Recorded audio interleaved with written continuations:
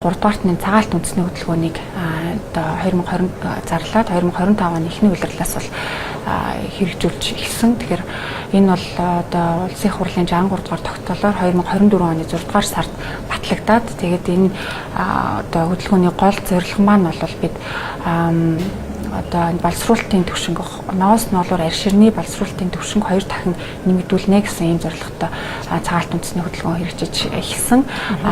За энэ 63 дугаар тогтоол дээр бол нийт 4 үндсэн чиглэлийн 27 арга хэмжээг авч хэрэгжүүлэхээр байгаа. Тэгэхээр цагаалт үндэсний хөдөлгөөн хэрэгжиж эхлээд одоо жилийн хугацаанд бол нийтдээ 500 тэрбум орчим төгрөгийн хөнгөлөлттэй зээлийг 100 гаруй аж ахуй нэгжүүд ноос ноолоор арь ширний аж ахуй нэгж үйлдвэрүүд аваад байгаа. Одоо энэ 2026 онд ноолуурны салбарт бол 350 тэрбум төгрөгийн одоо хөнгөлөлттэй зээлийг олгохоор бол өнгөрсөн сард хүнсүдэ аж ахуйн үйлдвэрийн яам арилжааны банкудтай гэрээгээ хийгээд хэрэгжээд эхлээд явж байгаа.